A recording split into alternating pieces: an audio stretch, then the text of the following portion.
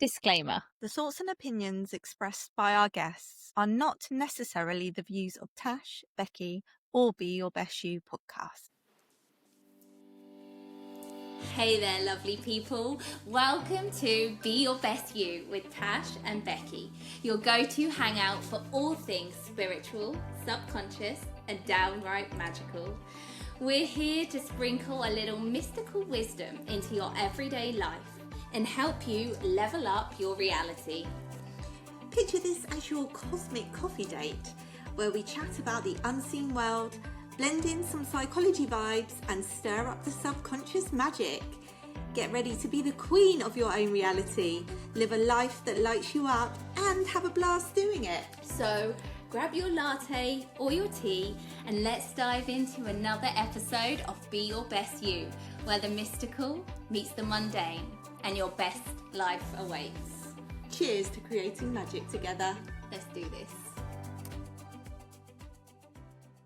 Hi! Welcome back to another episode of Be Your Best You with Tash. I'm Becky, the guest edition, and today on the show we have Leman Simen Balses. Leman is a spiritual life coach, holistic business mentor, and intuitive guide. She helps spiritual women connect with their soul, uncover their purpose, and create soul-aligned businesses. Oh, beautiful. We could all do with a bit of that. Yeah, I think this was such an interesting conversation. First thing, though, we do have to say we had huge technical difficulties. This was the second time we tried to record this podcast. We have kept it very, very cool, all of us. But if you notice there's some kind of like lags or us talking over each other or some gaps, it is because we were really, really struggling through Mercury retrogrades, bloody, work. So anyway, with that being said, we really hope you find this useful. There'll be some little nuggets that you can take away. If you're trying to start a business or you're even like in the early stages of trying to run a spiritual business, this is going to be super, super helpful for you and will give you another way of looking at things and potentially some steps forward that you can take to help you feel less frustrated and start working on an energetic level rather than trying to kind of bash through the 3D of forcing and efforting to try and make it work. Yes. Enjoy. Hey guys, can we ask you a favour? Can we ask, if you haven't already, please make sure that you're following us on Spotify and Apple Podcasts so you can get updated with all the latest episodes every week when they come out. You never know, it might just be the thing that you need to hear at that time. Also, don't forget you can watch us on YouTube, so make sure you head over there and subscribe to us there. And share with all your friends. Thanks, guys. And today we have on the show Leman. Leman, welcome. Hi, Leman. It's lovely to be with you. So lovely it's lovely to have you here. Yeah. Okay, so before we get tucked into our conversation today, could you just let everybody know who you are and what it is that you're currently doing in the world? Okay, I am a spiritual life coach and a spiritual business mentor, and I work with spiritual entrepreneurs, spiritual women, so that they can connect with their power within, reach professional growth, find their life purpose, mission, and release all those negative energy blocks that are inside of them that can actually allow them to move forward in their life and business. Good stuff. That is all the good stuff. Okay, so really, really intrigued then. How is it that you do this? Have you got particular like modality that you use? You combine a mixture of all sorts? What is it how do you do this magic? It is totally a combination of mixed stuff. So basically, I'm very intuitive. I've been a intuitive psychic since a very, very young age. And basically, I actually use spiritual connection. So I communicate with the angels, spirit guides, also when I'm communicating with my clients. So I know exactly what position they are in so that I could put a strategy together for them. Because basically what I do is not just the business side. It is a system that works behind the scenes of creating a system perfectly, divinely connected for them. Because as you know, us spiritual entrepreneurs, we can't go through just the plain strategy of communication and business. So it is actually created so that I could tap into their energy field, tap into their frequency, and use a method of combination of spiritual connection, quantum theories, quantum leap, past life regression, shadow work, let alone the business strategy side. It's more of a communication within yourself and finding your life purpose mission, and then combining all that into a program designed uniquely for that person. So it's very, very depth communication. And it's not just the business side. Like I said, it's actually communicating with themselves, of releasing all those negative energy blocks so that they can actually communicate within themselves and reach abundance, basically. Yeah, wow. I mean, because do you know what? I definitely find, and I know there's a lot of our audience are kind of either spiritual entrepreneurs, or they want to transition from regular careers to becoming like spiritual entrepreneurs. And it's really difficult, isn't it? Because I do think that people who are doing or want to do that kind of work, they are usually the empaths, the ones that have gone down the kind of people pleasing routes. The programming has led them there because of they're those kind of more heart open souls. And they have a lot of programming. I work with these people as well. They have a lot of programming around their like self-worth and their confidence. And I've found, just for myself as well, that being in a business and like trying to start a business and work a business, it's the biggest self-growth that you can possibly go through, the biggest part that kind of propels you forward in your self-growth journey, isn't it? Because it touches on all the things.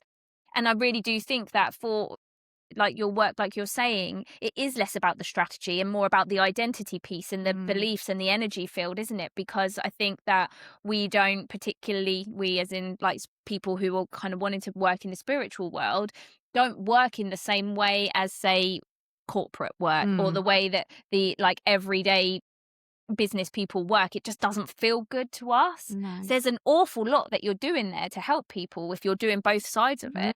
Yeah.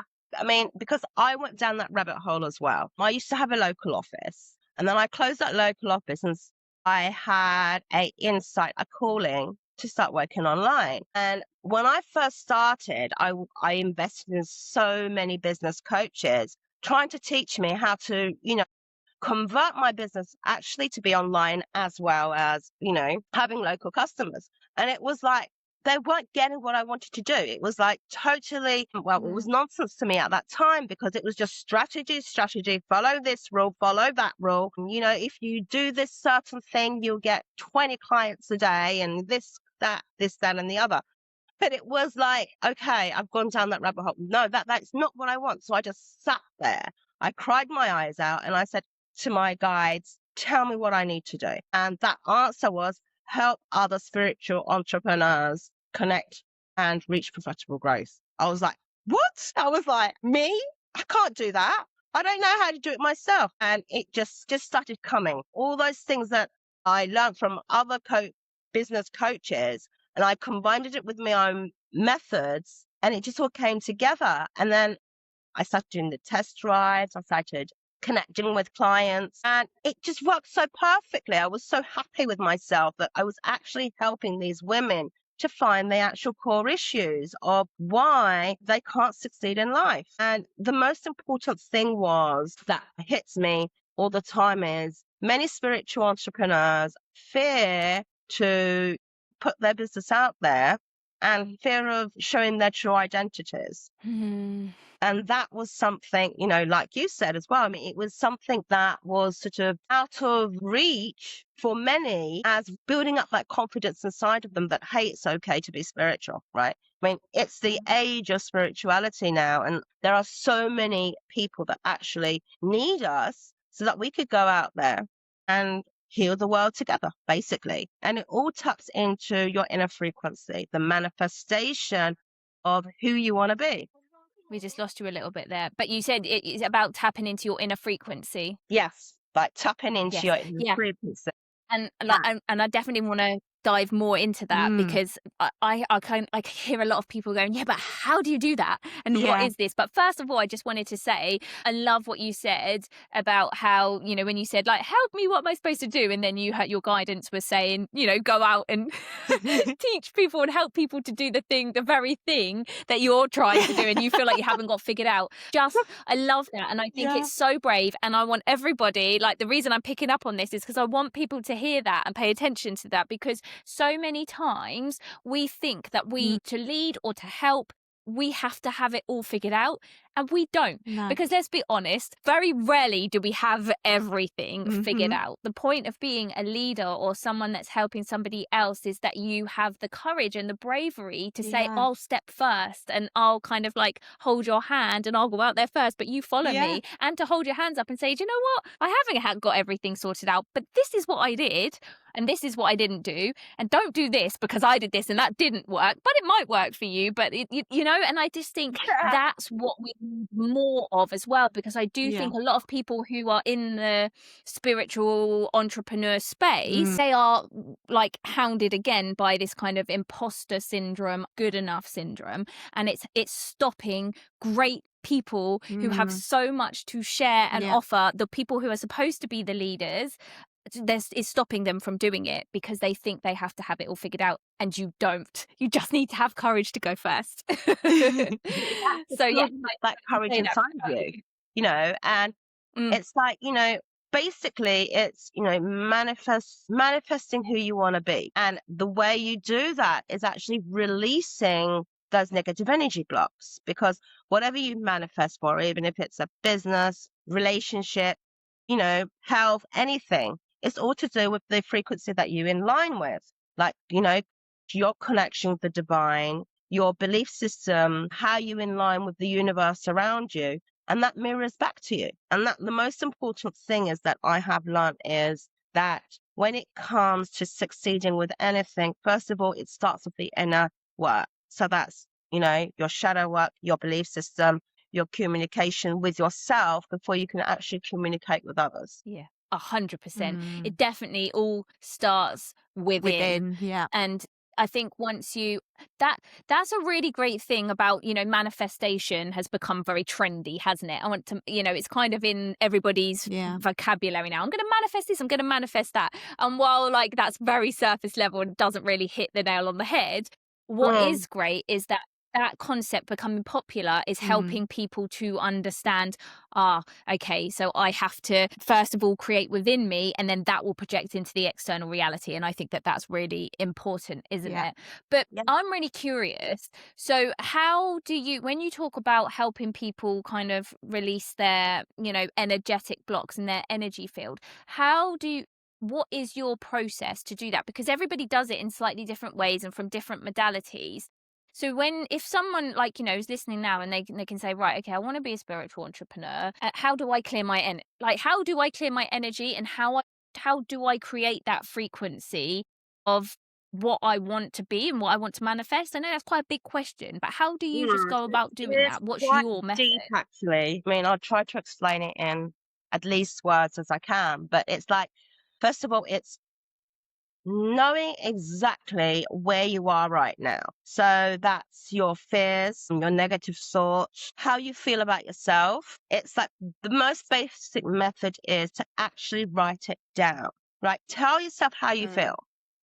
Okay, just write it down. Even if it sucks, even if you have to go through crying, go for it. Even if it's someone that told you something in your previous, you know, timeline. I'm not talking about past life here. I'm just talking about the timeline right now. So it can be childhood memory or something like that. You know, someone said you're not good enough, or you had bad results at school, or whatever it was. So even if it's all that, just writing all that down is actually getting you to notice where you are actually blocked. And then the next stage is connecting with your inner source, not the divine, but your inner source. So telling yourself that this is something that does not serve me, and then reversing all those things that you actually wrote in a negative way, and then combining that with who you really want to be, and then starting to actually manifest.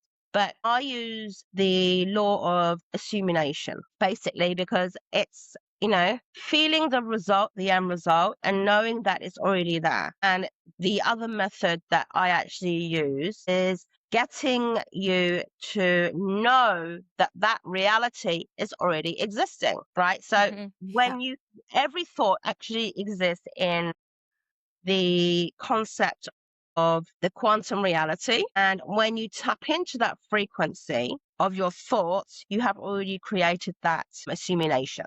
That manifestation is already there. It's just waiting for you to actually leap into that. If you're trying to manifest your desires, but you're doing it from pressure, from control, from I need to fix myself energy, your body won't let you receive.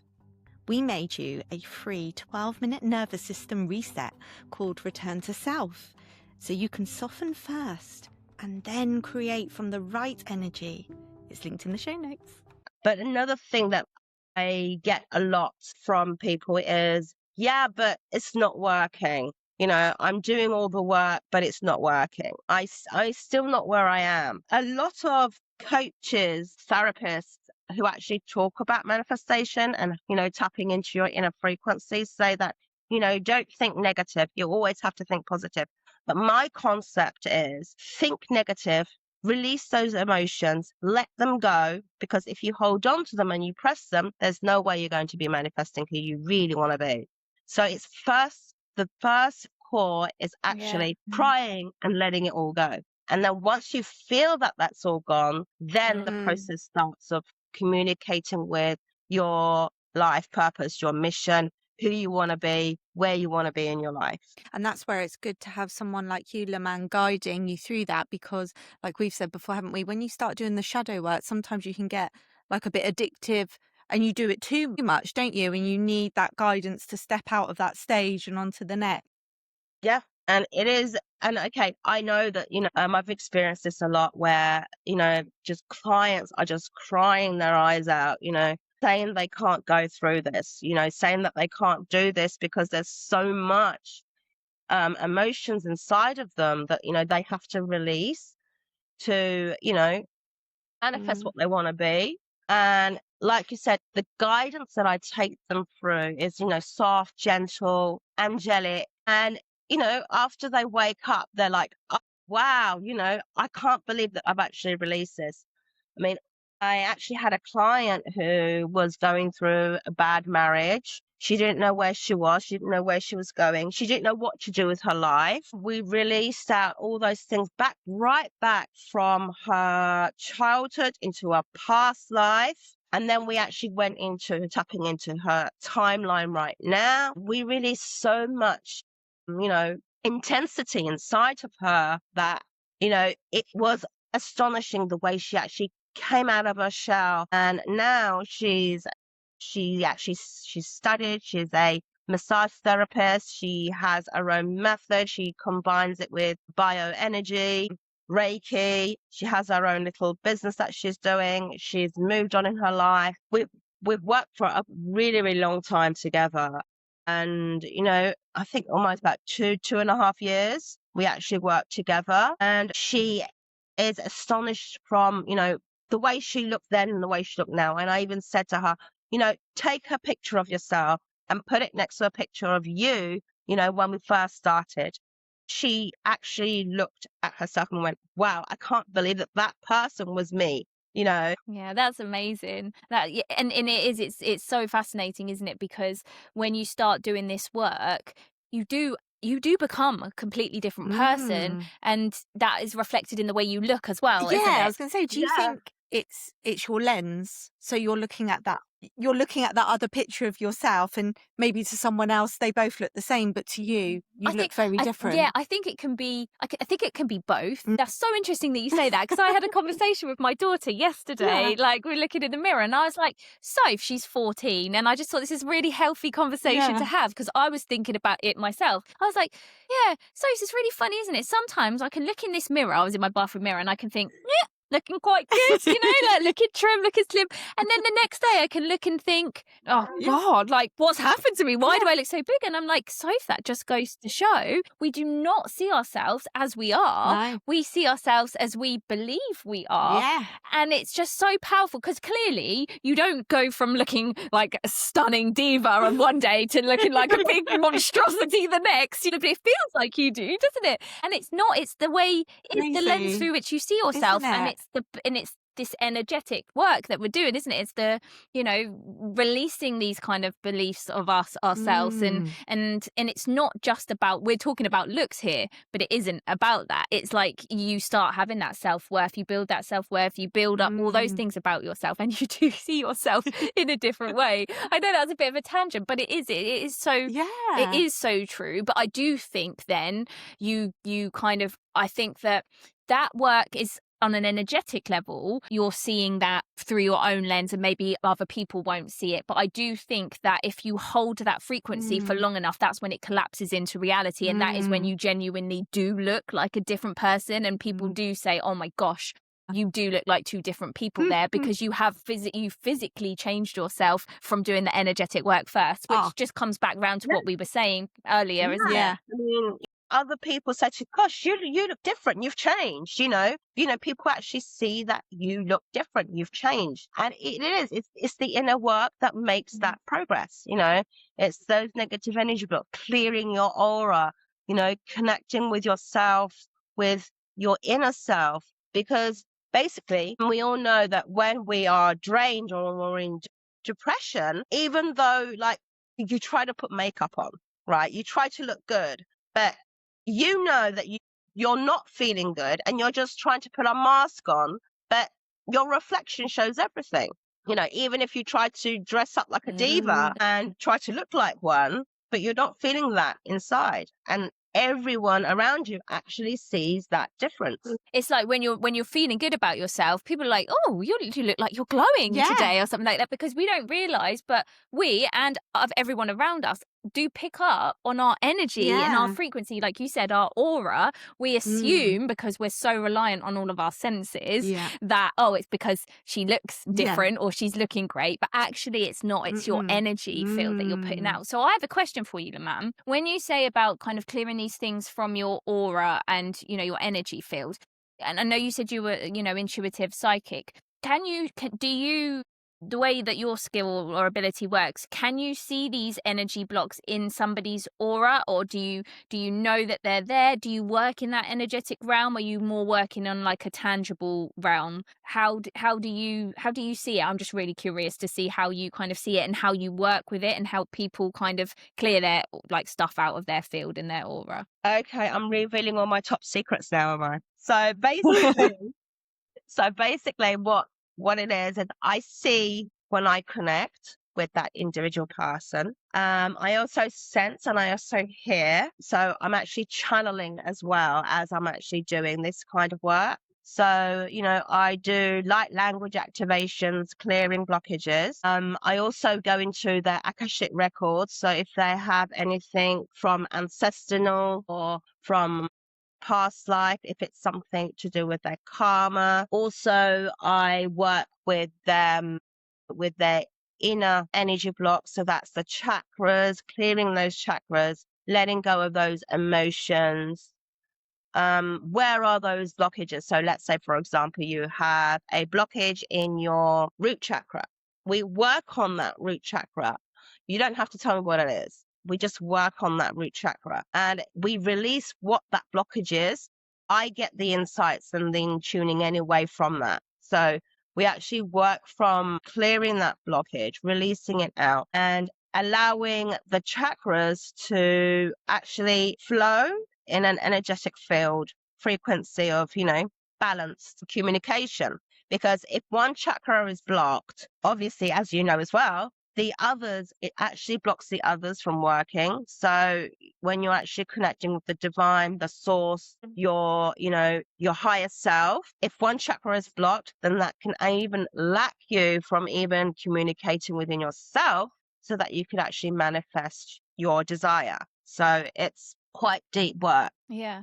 Wow. So when you're doing the work, say on the chakras and you're clearing the root chakra for them, etc., are they kind of sitting there in a kind of relaxed state? Are they doing any work? Are you just doing the energy work on them? How does it work when you're kind of clearing, say, clearing their energy field with their chakras? They're actually, sitting there or lying there in a meditative state. So we actually start off with allowing them to connect, and then we go into that deep work. And I'm just doing light language with my hands and repeating the channeled language that's actually coming through. And as I'm doing that, I'm actually channeling the angels, the spirit guides, and whoever comes in at that moment to help that specific person, that client, with that certain energy block. Right. So they're kind of sitting there receiving and you're doing the work for them. I always really find it interesting to ask these questions when people are working on an energetic level, because the work that I do, I'm getting them to do the work. Mostly, I obviously do facilitate a lot of it. But they're actually doing the work, whereas it sounds like you're very much kind of doing it for them. And I think I have to ask this question. Obviously, we know what it is, but you said you use light language a lot, and I think just for the people that are in the audience and they're like, what is light language? Or maybe they've heard of light language, but they're not really sure what it is. Can you explain what is light language and how does it work and how can it help do the work that you're doing, clear energy fields, etc.? So light language is the language of the soul. It's the language of the source. It's the language of the divine. And it's actually something that everyone can actually do. It's actually something that I also teach as well. So I actually do have courses on that, like, teaching light language and how you can actually communicate with it. So basically it is something that you remember. The funny thing is that probably not many people actually know, but the first actually spoken language with babies is light language. Like those words that you think that don't mean any sense at all, they're actually light language. And as they grow up and they start learning to talk in language as we speak, they forget it. The hands and everything, they're just all the combination. They should be teaching us. Yeah. So it is. So yeah. So and how did you have it kind of come on? Did all of a sudden did you find yourself speaking light language, or have you always done it ever since you were a child? Did you know what it was when you started to kind of like speaking it? Wow. My first experience hearing light language years ago was this soft whispering noise in my ears. And I was like, what is this? But I knew that it was something, and it wasn't, just me imagining some kind of thing, because I've been channeling with the angels since I was 10 years old. So I knew it was something from, the divine source or something, but I couldn't quite understand what it was saying, because it wasn't a kind of language that I know. And then it kept going on, and I was like, okay, I'm going to sit down and meditate and find out what this is. And as it started coming through, I started to understand what the words were. It was like I knew exactly what it was saying, not in the language that I know. If I something like, let me channel something for you, I feel the energy of the source around us, and it says that we are whole and one. So I'm getting shivers actually interpreting it now, but and it just happened all of a sudden, and I just knew exactly. It was a time when I was doing a lot of inner work and actually connecting with myself a lot at that time. And so it just came through, and I started connecting with it much more, understanding it much more. And then it just started to develop, and I opened up a course even teaching how to communicate with your light language. I find it fascinating, because I think again, light language is going more. I think it's getting more out there. I think more people are either stepping out and saying that they can they've had it come through. More people are aware of it. But I know it can be, the first time I kind of came across it, I was just a bit like, what is this? Like, I don't understand. I get it, but I don't get it. I don't understand how it helps, how it can help healing. So how do, in your opinion, because I know people that, they have different explanations, but how do you, when you're using light language to help clear people's energy fields or clear their blockages, what is it? How is it helping them? Because obviously the people that are listening don't understand what you're saying. It's not a language like it's not for communication in that way. It's working on an Yeah. energetic level, I'm assuming. How is it, in your opinion, working, and how is it helping them? It's pure. It has no negative energy. How I could actually explain it. It's pure. It just comes directly from the divine, from the angels, the spirit guides, and it's just total pure. It's just pure energy. It has no negative words. It has no negative energy. It just comes within. And when you actually communicate with it and you actually channel it directly from the source. So it comes through to you from your crown chakra.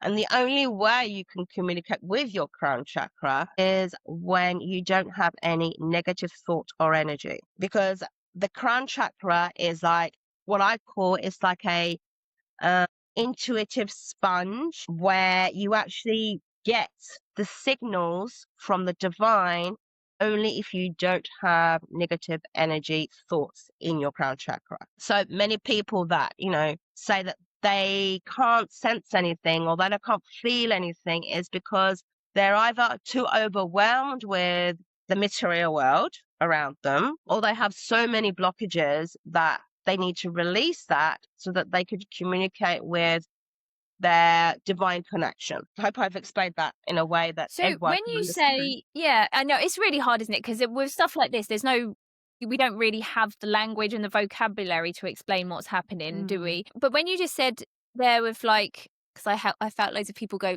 what? When you say they're like, you can't open or connect through your crown chakra when you have negative thoughts or energy in there, that I'm like, how do we do that though? Because we always have kind of these negative. Obviously, the work is we're trying to stop the negative thoughts, but like you said earlier, they are there, and they're part of us because they're part of our shadow, aren't they? So how is it? If we're working through all our kind of shadow work, but we have that kind of negative self-talk or the negative energy kind of up here, are we still receiving kind of like divine downloads or divine energy, or is that completely capped off? Like how does that work? Does that make You're sense? still receiving. You're still receiving, but it's tapping into the theta frequency. So when you're in the theta frequency, you're only connected to the source. So let's say, you're not thinking of, "Oh, I've got to do this tomorrow," or, I'm not thinking this, that, or the other. It's like completely blocking your mind from the outside world and tapping into the theta frequency. And Right. it's So not a you're saying when private you're thing. in the theta frequency, you're not you. Yeah, and it's not, like I mentioned, it's not as hard as it seems to be at all. It works. The more you Yeah, practice and that with makes it, the sense with more it gets even clearer. yeah. No, and that makes sense to me as well, because obviously as a hypnotherapist, especially with my past life regressions, I'm getting people into that theta state where they then obviously have access to their past lives, future lives, parallel lives. They have access effectively to the quantum field, infinite intelligence, whatever you want to say. So yes, that makes total sense to me then, that when you're in that theta state, negative thoughts don't really exist because there is nothing. You're not focused on the human egoic mind where all that kind of those negative thoughts and the limiting beliefs are. You're in that more expanded state of awareness and consciousness, which allows you then to connect with those kind of higher frequencies, I suppose. Yeah, exactly. And it's the same, like you said, with past life regression and communicating with your Akashic records and, all these kind of things, because it's, you can only tap into that field when you let go of, what's around you. So it is a sort of meditative state, that you actually go into when you're actually connecting with your higher frequency, which we all have. And so when you're doing the work that you're doing with your clients, do you always take them into that meditative state so you can get them into that kind of brainwave state? Absolutely, because like I mentioned, before I even go into helping them with the actual business side, we work deep on, release all the releasement first, and then we go into that stuff. So, even though I guide them, letting out of what they're supposed to do, what they're supposed to be, I only lead the way. They find the way. So I'm not telling them, this is the strategy that you need to follow. This is what we need to do. They, in line with their own frequency. So let's say, for example, they're working on becoming a relationship coach at that moment. And we go in, we release lots of negative energy blocks. We, do all the inner work. And then we start to work on the actual business side. They realize that not only, as an example, they can become a relationship coach, but they can become something else combined with that. So, maybe it's something to do with relationship with yourself, right? And they're like, oh, I can't believe it. I've just made up my mind. I want to do relationship coaching, but I want to do it with relationship with yourself. I can't believe that I've actually got this insight. So they're doing it themselves. And then we put all the stuff together. Then we start building up what they want it to look like, their vision, their creation. We put it all together, and then we make it into a program, and we get it out there, for others to see, and they start selling their products and their services. So it's more or less a lot of inner work going on, and then realizing their life purpose mission when they release so much that they have been holding on to. Or it's usually, I find something quite funny is some of my clients that come to me say that, people say to them, you should do this and you should do that. And they don't feel that, they're in line with that. So, they come to me and they say, oh, this is not what I'm in line to do, but they said that it's a good thing for me to do. And, they've actually been led in a wrong way. But when they communicate with what they want to do, that's when the abundance comes through. Yeah. No, absolutely. Like, I totally agree with everything that you've said there. I really, truly do think that, well, like I said in the beginning, starting your own business is a way to propel you into doing the deep, like, shadow work and self growth and personal growth work.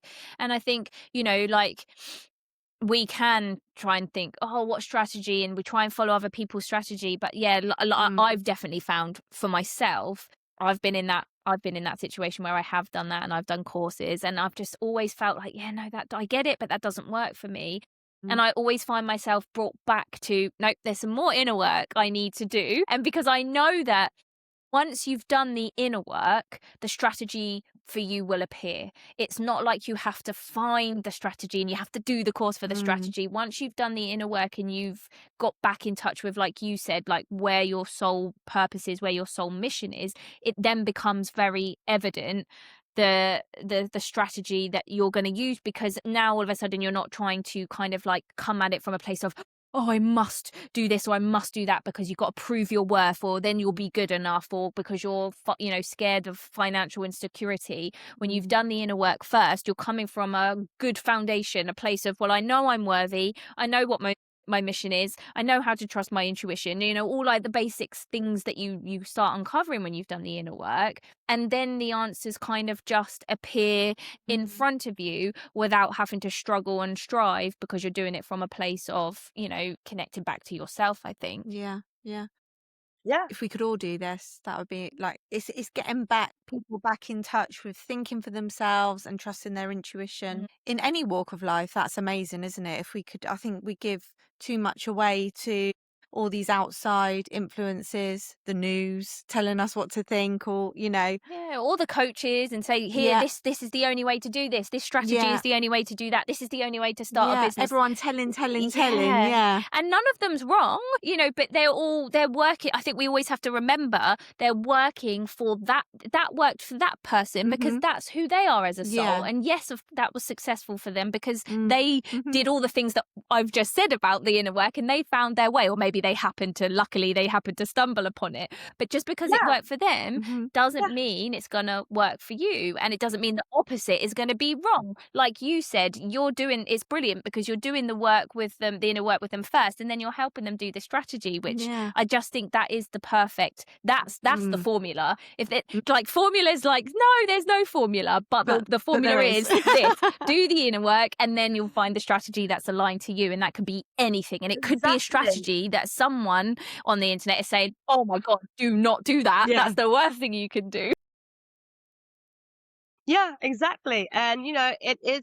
And what I've actually found as well, in some clients is like such something that I have created for a client, one client doesn't work for the other. Right. So it's like, Yeah. I'm like in a learning period with them all the time. It's like, okay, let's try this with you. And they're like, oh, yes, that works perfectly. That's good. I like this.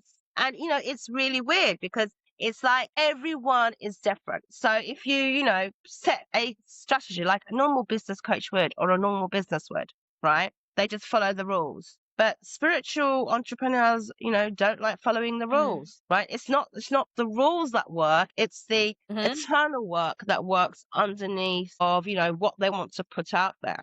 Because the more we communicate with ourselves, the more we communicate with others. And the most important thing is that when we are trying to communicate with a strategy that works for us, and it may not work for others, but it works for us, then that is when you start to get those results, like you said, because it's not the strategy that isn't working. It's the eternal work that you need to release that's not working. So any strategy that you follow, even if it's not working for you, then it's working for others. But you have to be in tune with the strategy that works for you, if you see what I mean. Yeah, absolutely. Yeah. And I think we always have to remember, as anyone who's kind of listening to this and they're trying to, they kind of resonate with the term spiritual entrepreneur, whatever that looks like, because I don't think that you have to be in a spiritual business to be a spiritual entrepreneur. We need people who are heart-led, these new kind of leaders who are coming at it from a different place in every single, part of the career chain or whatever. But yeah, I think like the most important thing from everything, like you said in our whole conversation here, is to remember that we are working out. Like you said, we don't want to follow the rules, but the reason we don't want to follow the rules isn't because we're rebels or we just, no. We are here to break the mold. We're doing it a different way. We're coming at it from a different belief system, a different paradigm. And so what works on the kind of 3D level, those rules, they're not resonating with us because we're working on an energetic level. Like this is where it comes back to what you said, doing the inner work first. We're preparing the energies, because you can have all the strategy, like the best strategy, and the strategy that's like perfect for you as well, like the one that works for you. But if you're not energetically aligned, that strategy is not going to work. Because if you have an in your energy field, the beliefs that say, I'm not safe to be seen, or it's not safe to hold a certain amount of money, or I'm not good enough, I'm not worthy. This strategy, you're going to do all the things, you're going to be working really, really hard, you're going to be pushing and pushing and thinking, I'm doing all the things I've been told. Why isn't it working? It's because your energy field is just not aligned to it. As soon as you change that energy field and you start having the beliefs of like, it's safe to be seen, I'm worthy exactly as I am, perfection doesn't exist, all of those kind of things that stop us from doing that strategy is just all of a sudden going to go and you're going to see the effects. And it's that energetic we have to get our heads around. We're working on an energetic level, not in this kind of physical 3D. Yeah, exactly. And that is exactly what I experienced when I first started, working online, a more bigger audience, working worldwide, because it's okay. You just have an office, people come to you. That's much more easier. But, and when I wanted to expand it and started working worldwide, that's exactly what I experienced. I said, like, what's going on with me? I've got all these courses, I've got all this strategy, whatever I'm doing is not working.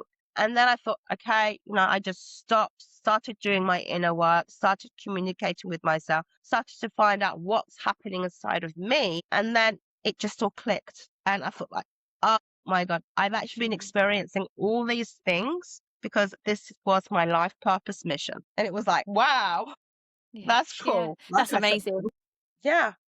Yeah, it is. It's like, it's crazy. It just hits you, doesn't it? Like when you realize, you're like, oh, but also, when you know it, just because you know it, again, like, that it's our energy and it's our frequency, we're not resonating yet. It doesn't make it any easier. Awareness is the first step, but then you can hit frustration because you're like, right, okay, I know I'm not energetically aligned to it, but then you have to just remember this is part of the journey, isn't it? Like it will happen. You've got to keep going, release the expectations of, oh, why isn't it happening? When is my energy going to shift? And just be in it and just trust that as you make those shifts, the more you let go and surrender to that, actually, the easier the energy shifts are going to be. It can be that's the great thing about energy in the quantum field. It's actually instantaneous when you do it. And is that how you felt, Leman, once you'd aligned I did. that? Did you? I was like, wow, it was like this instant feeling of, I don't know, satisfaction. Can't even think of the word to say about it. It was like just totally amazing. When you're actually doing it and you feel that power within you, which, it's something that I always say, reach the power within you, is that you have that. We all have that power. It's just that communication that you actually feel inside. And when you actually do have that power and you feel that power, you actually have it anyway. But when you tap into it, the feeling is just something that you cannot explain. And it's funny because, and so it makes you feel like wondering, asking yourself, how come I didn't know this? I didn't feel this at that time. Yeah. So Leman, thank you for there's been this. I think there's just such great information in there. I feel like it's really helpful. Like people needed to hear this. Definitely. Because it's difficult. I think we're all in a time where we're starting to question, the jobs that we're doing and, God, is this lighting me up? What is my soul mission? I know, like, from, my clients and the people that I talk to, a lot of people are just like, I want to do something different. Yeah. I don't know what that is, or they do, or they don't quite know how it looks or how to start it. And I think this is going to be so helpful for people in that, sitting in that situation at the moment. So before we leave, for those people, what would you like to leave them with? Have you got any kind of little golden nuggets that you would like to leave them with so that they can kind of go on and do the thing? Because we need them all out there doing their thing. Well, I want to say one thing that is really important. Well, a few things actually. One is, there's no such thing as impossible. Even the word impossible says I'm possible. And the second one is, love that. Never knows that.